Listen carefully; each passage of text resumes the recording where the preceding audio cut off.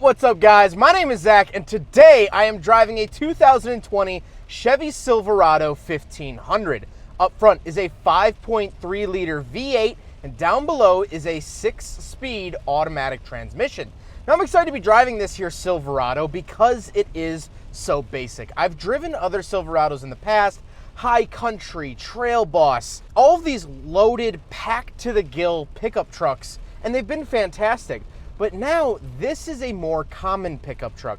This here 2020 Silverado 1500 was listed at around $41,000 when brand new. I've read online between $38,000 and $42,000, so let's just settle it at, let's just say $40,000. And so let's see what you get for $40,000 these days. So let's get back to that 5.3 liter V8. They've been using it, since the dawn of time pretty much. Well, really since the early 2000s. I'll put the horsepower and torque for this particular Ecotec V8 up on the screen if you'd like to know, as well as I will now be putting the miles per gallon up on the screen. Again, you have to remember that this is a pickup truck. It's a 1500. It's a heavy vehicle. And last but not least, because it is a truck, I will put the towing capacities for this particular vehicle up on the screen as well. Again, remember this is just a 5.3 liter and it only has 2-wheel drive. So something to consider. Like I said, paired to it, 6-speed automatic transmission, it shifts fine. A lot of people, actually a lot of enthusiasts prefer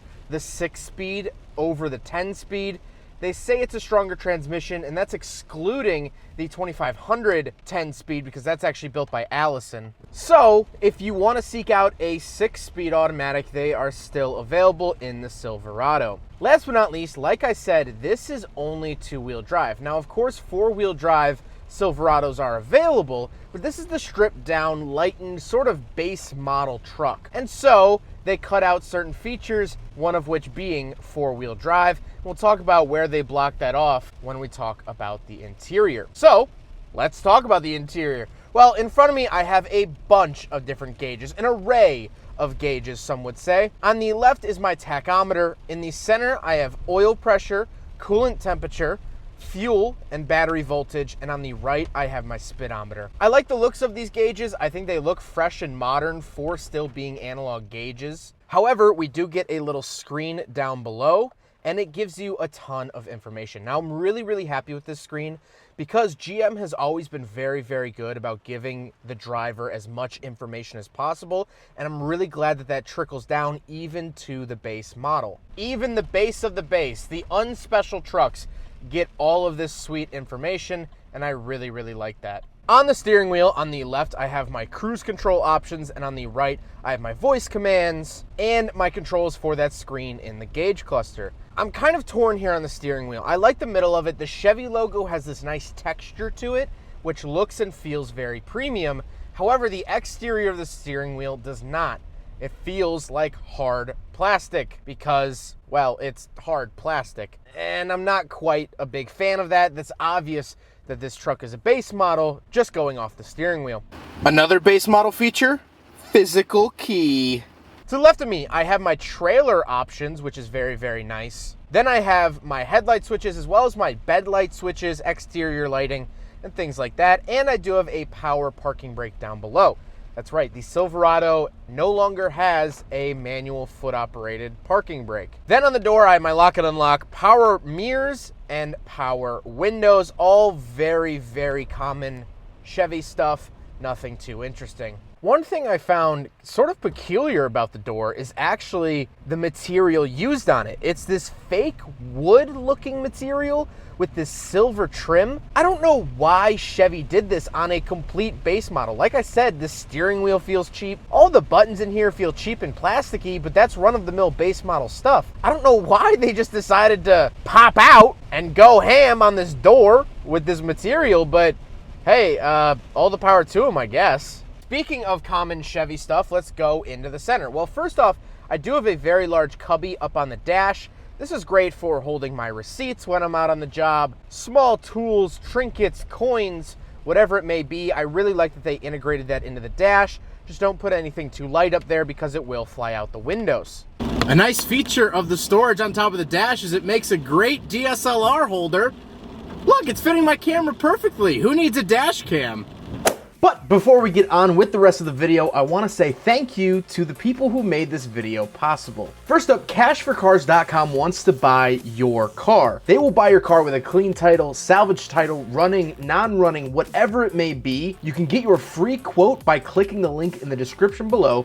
Cashforcars.com is the easiest way to sell your car. Within a couple of clicks, they'll come pick up your car in less than 24 hours. You don't even have to leave the couch, and it's absolutely awesome. Next up, we have con plates. The con plate is a suction cup mount for your license plate when you don't want to mount it to the front of your car. If you have to legally have a front license plate like you do here in Illinois, but you don't want to stick it on the front of your car, you think it's ugly, you want to take it off for car shows, whatever it may be, you can actually just put your license plate into the suction cup holder and put it in your front windshield when driving around to remain legal. You can get your con plate in the description below, and every sale helps out the channel, so make sure your car looks good with con plates. Last but not least, I want to talk about the fixed OBD2 sensor. Now, this is a Bluetooth sensor that you plug into your OBD2 port on your car, and it gives you a ton of cool information like your check engine lights, how to fix your check engine lights, approximately how much it should cost, maintenance intervals like oil change, tire rotation, brake pads, when you should change that stuff out. This is absolutely fantastic for anyone into cars or anyone looking to get into mechanics. Fixed is offering my viewers a discount through that link, so go check it out, and again, help support the channel. But with all of that out of the way, let's get on with the review. But moving down below, we have the very typical modern GM touchscreen display. I have Apple CarPlay and Android Auto as standard, which is fantastic even here at the base level. I can get OnStar if that's a service that I'd like, as well as I can get Wi-Fi connectivity if that is a system I would like, especially if you're out on the job and you use the internet a lot. This is a really smart feature that you can go with. I like down at the bottom, it does have the outside temperature, time of day, and a couple other nice little buttons, and I really, really like that. I like the layout of this.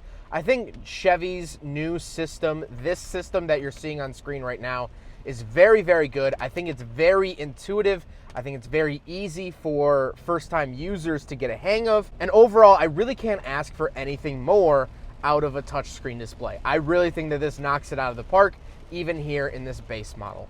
So, talking about the backup camera, it's actually not coming across on camera all that well, but it's very low quality. It's very obvious that this is the base model. Whatever camera they could probably find, they shoved it into this thing. Now, I do like the fact that the lines change when I do turn the steering wheel. I really like that. But other than that, I'm stuck with this one view. I can turn the lines on and off, but that is about it. Very basic backup camera. It's just because it's legally required here in the US to have a backup camera after 2018. So it has it, and that's it. Then I have my radio switches, home button, skip track, things like that down below, and then I have my climate controls. Very rudimentary climate controls for 2020. No dual zone climate, really just temperature, fan speed, and where to send it. However, I do have heated mirrors, which is very, very nice. And then I get a couple of toggle switches down below. Now, automatic start-stop, that's pretty run-of-the-mill for vehicles these days. Then I have a hazard switch, my traction control off, and this is a switch that I have not seen in vehicles, is a all windows down button. Now, it is raining right now, and before I started filming, I hit this button because I didn't know what it did, and I got myself a little wet, as you probably saw at the beginning of the video. So, don't use it on rainy days, but it's really nice. You hit this one button, and all of the windows in the Silverado go down. All of them. Very, very nice feature, and I'm very fond of that. Down below that, we have two USB chargers and inlets. One is a USB-C, as well as one is a traditional USB. I really like that. Chevy's starting to get with the times and doing USB-C, as well as I do have a 12-volt outlet. Now, to the left and right of that, that is where my four-wheel drive settings would normally be. But like I said, this is the two-wheel drive variant of the Silverado, so I just get this little plastic panel. Down below all of that, I don't actually get a center console. That is part of the seat. So I do get a fold-up bench seat here in the Silverado, but if I fold it down, I do have a little center console with just some little trays for storage, as well as cup holders. So we will do a big friggin' bottle test, and sadly, the Silverado fails where the F-150 actually prevails. That's right, both F-150s that I've reviewed this year passed, but the Silverado sadly fails the Big Friggin' Bottle Test, which is disheartening. In a vehicle like this with so much storage, I wish they would have made some cup holders that would accommodate my Big Friggin' Bottle. Another interesting part of the Silverado's interior is that you actually get 2 glove boxes. So, one up top and then another one down below. Kind of interesting. 2 glove boxes. Now we gotta talk about the seats. They are very typical Chevy base model. They're a little hard.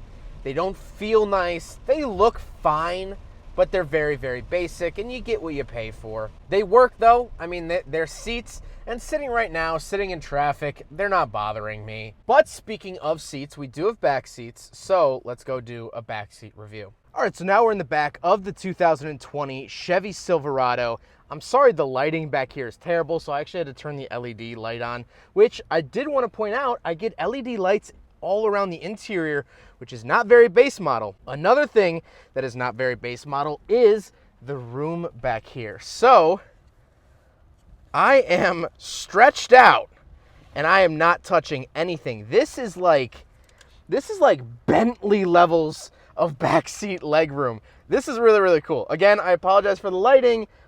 It's March here in Illinois, and you know what they say, March showers mess up Zach's GoPro, I think is the saying. Put that on a t-shirt or sell it at Hobby Lobby. Backseat room, wow. I mean, really, truly wow. Now, I don't get any amenities back here. I, of course, do have power windows. I have my vents. I don't even get a center console. I don't even deserve that. But what I do deserve is just this miles of legroom. I don't know if it really comes across on the screen, but I mean, just like, look at that. Like I have no prayer. Like, putting my feet under the seat, I can stretch out like I'm in the exit row of an airplane. This is just insane. Because the chassis of this Silverado is the same as all other chassis of Silverado, Chevy can't undersell you features with the chassis. So this chassis is for all of them, so the legroom is great on all of them. Absolutely love that. Now, like I said, it is pouring rain, but we will take a look at the bed. I am willing to suffer for my craft to show you guys. All right, so around the back of the Silverado, we have just our little backup camera here, but that's it. I don't get Chevy's multi-tier tailgate. It's just this one solid tailgate. It is soft open though, which is very, very nice. And then you have a very basic bed back here. I don't have any outlets or hookups or anything like that. Again, base model. So that's just a quick overlook, and that is really it. Nice and light tailgate. That's what I like about the base models over the top trim ones, is they have the 6-way tailgates, but they're so flippin' heavy. These are nice and light. They're not power assisted, but they're nice and light, and I can deal with that. Now we gotta talk about the looks, and I actually really, really like the look of this Silverado. This body style has definitely grown on me. I think the headlights look great. I think the taillights look great. Overall, I think it's a really handsome pickup truck. When this body style first came out, I saw the headlights and I was like, oh man, what are they trying to be, Audi? But the more and more I look at it, the more and more I like it. And so this body style has really grown on me, like I said. And now I actually like it. I actually really like it. But now we got to talk about my final thoughts on this here Silverado. Not too much stuff to go through in here, but I'm still torn. I like how basic this is, and I like that basic pickup trucks are still available. I like the fact that you don't have to get massaging seats. I like the fact that you don't have to get a 36-inch display in the center. I like that you don't have to get all of the bells and whistles. You could still buy an honest pickup truck that will do pickup truck things. I'm glad that these are still available. However, let's start to do a little bit of dissecting. Let's start to do a couple comparisons. This, like I said, is listed at $40,000. Well, at that point, I would probably go with a smaller pickup truck if towing wasn't at the top of my requirements. This or a diesel Colorado, I would probably go with a diesel Colorado. My friend Adam has one. We've towed the race car with it multiple times. It tows phenomenally. It's diesel, gets great gas mileage, and he's even taken it across the country a couple times, and he picked that up for high 20s. At that point, I would probably stick with one of those. They can do 99% of the things that this vehicle can do. And I just feel like with those, I would get a little bit more value for my money. I feel like my dollar gets stretched a little bit more for those quote unquote smaller pickup trucks, which, let's be honest, aren't that small anymore. So there it is. I like the base model. I'm glad that the base model still exists. And I really am eager to hear your guys' opinions on this truck. Is $40,000 justified for this truck? Is it way too much? Is it way too little? Would you go with a smaller pickup truck to stretch your dollar more, or do you want the big 1500? Let me know in the comment section down below. But I hope you guys enjoyed this video. Huge thank you to Nick for getting me this truck to review. But I hope you guys enjoyed the video. Don't forget to rate the video, comment on the video, and subscribe if you really liked it. Take care, guys.